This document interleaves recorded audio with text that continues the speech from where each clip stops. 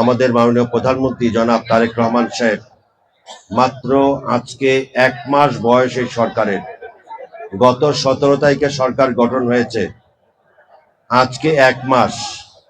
এই 1 মাসের মধ্যে এই সরকার যতগুলো উন্নয়নের কর্মকাণ্ড করেছে এবং যতগুলো জনসম্পৃক্ততামূলক কর্মকাণ্ড চালিয়েছে, স্বাধীনতার পর থেকে এই পর্যন্ত কোন সরকার 1 মাসে এই ধরনের অভাবনীয় সাফল্যের দ্বার উন্মোচন করতে পারেননি।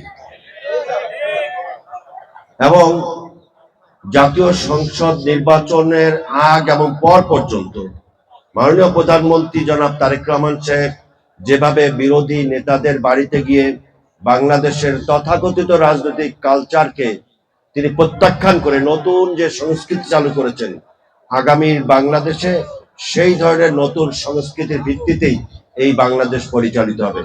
যদি আমরা সকলে, সরকারি দল, বিরোধী দল, সকলে দেশের স্বাধীনতা, সার্বভৌমত্ব, গণতন্ত্র এবং ইসলাম এই প্রশ্নে যদি আমরা এক এবং ঐক্যবদ্ধ থাকতে পারি, তাহলে ফ্যাসিবাদ শক্তি, আওয়ামী অপশক্তি, ইসলাম বিরোধী অপশক্তি এই বাংলাদেশে আর কোনো দিন মাথা উঁচু করে দাঁড়াতে পারবে না। আজকে এই 27 রমজান, এই পবিত্র ইফতার মাহফিলে আমরা মহান আল্লাহ রাব্বুল আলামিনের কাছে দোয়া করতে চাই, আমাদের দেশ, এই দেশের প্রতিটি ইঞ্চি আমাদের জন্য পবিত্র, জায়নামাজের মতো পবিত্র। এই দেশের মাটি, স্বাধীনতার সার্বভৌমত্বের বিরুদ্ধে কোনো ষড়যন্ত্র আমরা বরদাস্ত করব না। আগামী দিনে একটি নতুন সমৃদ্ধশালী আধুনিক রাষ্ট্র গঠনের লক্ষ্যে আমরা আমাদের প্রধানমন্ত্রী জনাব তারেক রহমানের যে সদিচ্ছা, সেই সদিচ্ছাকে বাস্তবায়নের জন্য আমরা সকলে তার পাশে থাকব।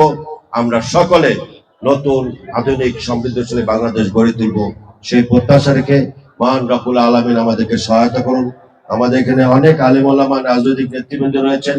আমাদের বাগিয়া মাদ্রাসার প্রিন্সিপাল মাওলানা আব্দুর রব সাহেব, তিনি দোয়া পরিচালনা করবেন। দোয়া পরে আমরা ইফতারে শরীক হব। আমাদের যারা ভলান্টিয়াররা রয়েছেন তাদেরকে অনুরোধ করব, এই বাম পাশে অনেকগুলো জায়গা খালি আছে, এইখানে কিছু লোকজন শেষে যারা আসবেন তারা বসতে পারবেন, কিছু প্যাকেট এবং পানি বাম পাশে পৌঁছে দেওয়ার জন্য।